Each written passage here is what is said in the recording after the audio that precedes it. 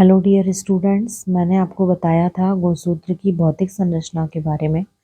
तो मैंने उसके 5 भाग बताए थे। आज हम पांचों भागों को चित्र के हिसाब से देखेंगे। तो गुणसूत्र की जो भौतिक संरचना होती, मतलब जो भाग हमें दिखाई दे रहे हैं, तो गुणसूत्र का पहला भाग होता है क्रोमेटिड एवं क्रोमोनिमेटा। ये पूरा पहला भाग। ये होता है दूसरा भाग। ये है तीसरा भाग। सैटेलाइट होता है चौथा भाग। और टीलोमियर होता है पांचवा भाग। क्रोमेटिड और क्रोमोनिमेटा, क्रोमेटिड को हिंदी में अर्ध गुणसूत्र भी कहा जाता है। ये एक भाग, जैसे हम बात करें ये वाला और ये कहलाता है एक भाग। और ये कहलाते हैं दूसरा भाग। तो गुणसूत्र जो होता है, तो पूरा एक गुणसूत्र कहला रहा है। ये गुणसूत्र का आधा भाग है, ये वाला आधा भाग है। तो इस तरफ वाले आधे भाग से मिलकर के आधा गुणसूत्र बनता है, और इस तरफ के आधे भाग से मिलकर के आधा गुणसूत्र बनता है। तो गुणसूत्र का जो आधा भाग होता है वो क्रोमेटिड कहलाता है, और ये दोनों आपस में सिस्टर क्रोमेटिड कहलाती हैं। ये शब्द मैंने सिस्टर क्रोमेटिड क्यों कहा, क्योंकि जब आप आगे जीन विनिमय देखेंगे तो उसमें देखेंगे जीन विनिमय किस प्रकार की क्रोमेटिड में होता है।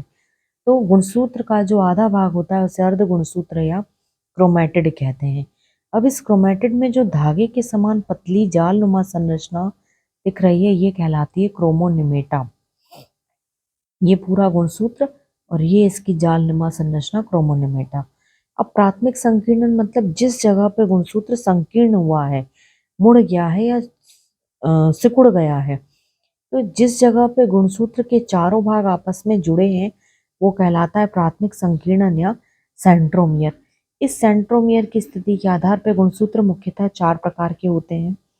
पहला गुणसूत्र जिसमें केवल एक्रोसेंट्रिक जिसे कहते हैं, जिसमें एक भाग अनुपस्थित होता है, एक्रोसेंट्रिक। एक होता है मेटासेंट्रिक जिसमें दोनों भुजाएं बराबर होती हैं, मेटासेंट्रिक। सब मेटासेंट्रिक जिसमें एक भुजा बड़ी और एक भुजा छोटी होती है, सब मेटासेंट्रिक। और एक होता है टीलोसेंट्रिक जिसकी एक भुजा बिल्कुल छोटी और एक भुजा सामान्य होती है। इस प्रकार गुणसूत्र में सेंट्रोमियर की स्थिति के आधार पर 4 प्रकार के गुणसूत्र होते हैं। अब तीसरा भाग आता है द्वितीयक संकीर्णन। कुछ प्रकार के विशेष गुणसूत्र होते हैं जिनमें गुणसूत्र का जो निचला भाग होता है वो एक घुंडी के समान संरचना बना लेता है। इस घुंडी को सैटेलाइट कहते हैं, और जिस जगह पे वो संकीर्णन बनता है उसे द्वितीयक संकीर्णन कहते हैं।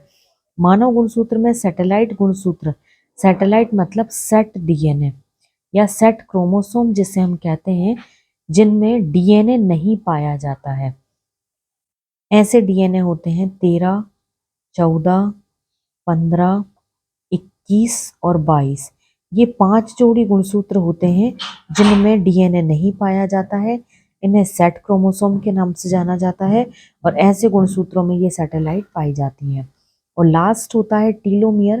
गुणसूत्र के सबसे अंतिम छोर जो होता है, जिसे टीलोमियर कहते हैं, जो एक गुणसूत्र को दूसरे से चिपकने नहीं देता है। इस प्रकार ये हुई गुणसूत्र की भौतिक संरचना। अगले टॉपिक में हम देखेंगे गुणसूत्र की रासायनिक संरचना। Thank you.